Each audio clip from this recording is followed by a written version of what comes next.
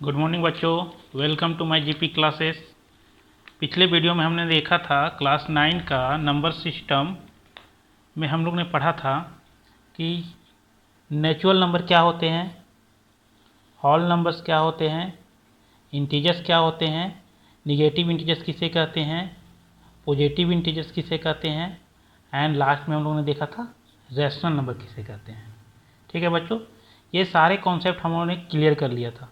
अब इससे ही रिलेटेड कुछ क्वेश्चंस हम लोग करेंगे आज। ठीक है बच्चों, तो देखिए एग्जाम्पल नंबर फर्स्ट हम लोगों ने लिया है, एनसीईआरटी का ही है। ठीक है, एग्जाम्पल नंबर फर्स्ट में बोल रहा है कि are the flowing statement true और फॉल्स, गिव रीजन्स। जो स्टेटमेंट्स आपको नीचे दिए हुए हैं वो ट्रू है या फॉल्स है, और इसके कुछ रीजन्स भी बताने हैं कि ट्रू क्यों है, फॉल्स क्यों है। ठीक है बच्चों, तो फर्स्ट क्वेश्चन हम लोगों ने हम पढ़ते हैं। सबसे पहले फर्स्ट क्वेश्चन में दिया हुआ है every whole number is a natural number. ध्यान से पढ़िए बच्चों, क्वेश्चन पे ही छुपा रहता है answer. Every whole number is a natural number, मतलब प्रत्येक होल नंबर, जितने भी होल नंबर्स हैं, क्या सारे नेचुरल नंबर्स हो सकते हैं क्या ये सही है या गलत है, जितने भी होल नंबर्स हैं।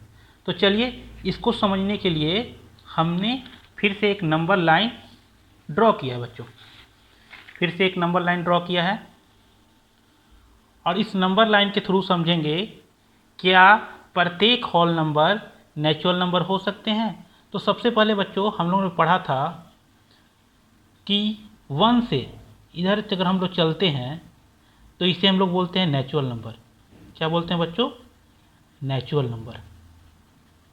ठीक है, नेचुरल नंबर बोलते हैं। और जीरो से अगर हम लोग स्टार्ट करते हैं चलना तो हम लोग इसे बोलते हैं होल नंबर्स। क्या बोलते हैं बच्चों? Whole numbers. तो क्वेश्चन तो आपका फिर से क्वेश्चन आपको फिर से हम लोग दिखा देते हैं एक बार। क्वेश्चन में ये बोल रहा है कि every whole number is a natural number. क्या प्रत्येक होल नंबर नेचुरल नंबर हो सकते हैं? क्या प्रत्येक होल नंबर नेचुरल नंबर हो सकते हैं? तो बच्चों होल नंबर में तो क्या आता है, 0 आते हैं, 1 आते हैं, 2 आते हैं, 3 आते हैं, 4 आते हैं, ऐसे तो चलते जाएंगे। नेचुरल नंबर में क्या आते हैं, 1 2 3 4 डॉट डॉट डॉट। ठीक है, तो बच्चों यहाँ से आपको क्लियर हो रहा होगा नेचुरल नंबर में जो होते हैं 1 2 3 4 ऐसे बढ़ते जाते हैं। ठीक है, तो यहाँ से आप लोग को क्लियर हो गया होगा कि होल नंबर में 0 होते हैं जबकि नेचुरल नंबर में 0 नहीं होते हैं बच्चों। तो इसका मतलब क्या है, ये स्टेटमेंट जो दिया हुआ है कि every whole number is a natural number, क्या प्रत्येक होल नंबर यानी कि 0 भी नेचुरल नंबर है? तो बिल्कुल नहीं है। इसका मतलब जो स्टेटमेंट हो गया बच्चों ये फॉल्स हो गया। क्या हो गया? फॉल्स हो गया। स्टेटमेंट क्या हो गया बच्चों? फॉल्स हो गया, फॉल्स। अब इसका रीजन लिखना है तो क्या लिखेंगे बच्चों? बिकॉज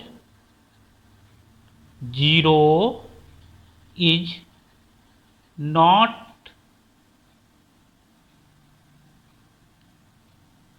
बिकॉज 0 इज नॉट, नहीं, because 0 is whole number, because 0 is whole number but not a natural number. Clear है बच्चों? यानी फर्स्ट क्वेश्चन का आंसर हम लोग ने समझ लिया। अब सेकेंड में आ जाते हैं। सेकेंड में ये बोल रहा है, सेकेंड स्टेटमेंट को देखते हैं बच्चों। सेकेंड स्टेटमेंट ये बोल रहा है कि every integer is a rational number.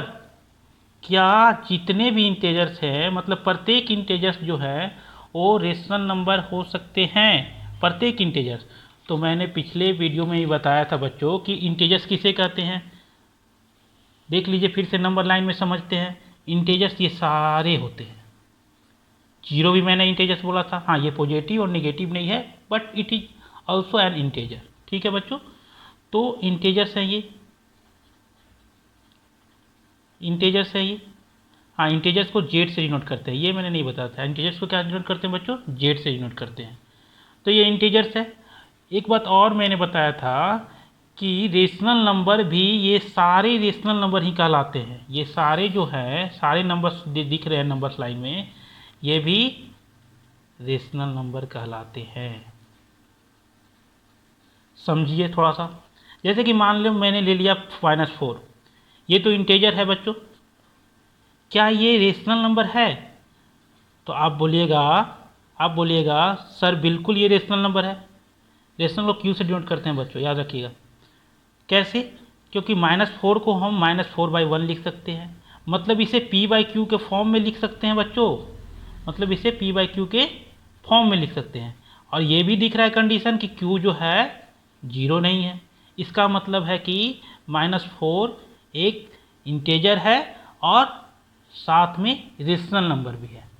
ऐसे आप बहुत सारे एग्जाम्पल ले सकते हैं इस नंबर लाइन से। कोई भी नंबर उठा लीजिए बच्चों।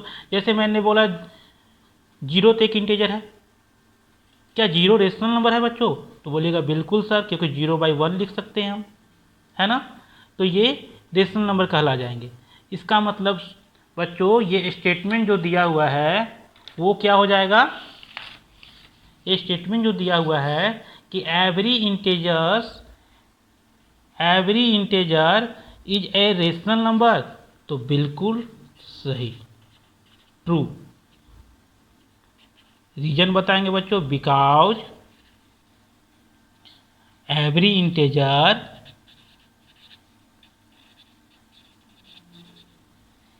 in can be expressed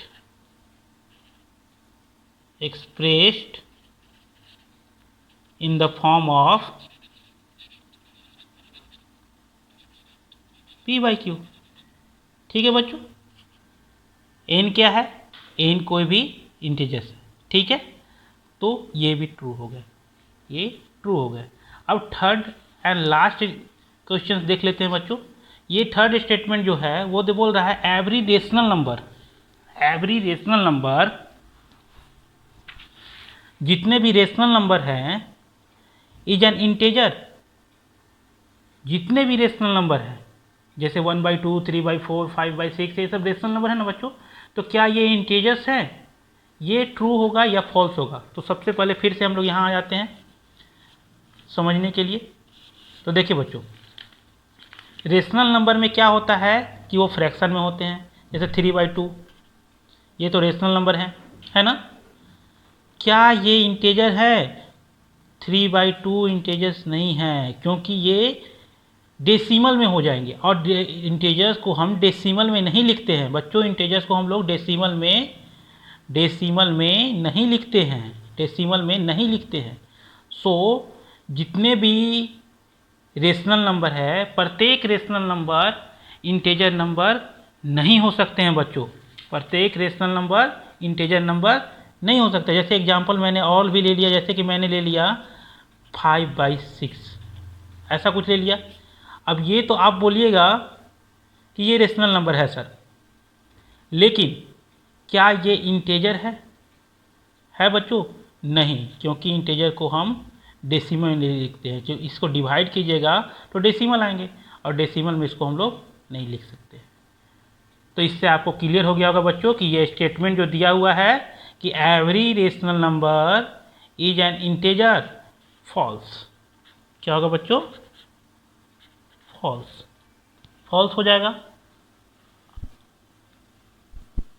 इसका रीजन आप दे सकते हैं, बिकॉज कोई भी नंबर ले लीजिए, बिकॉज 3/2 इज ए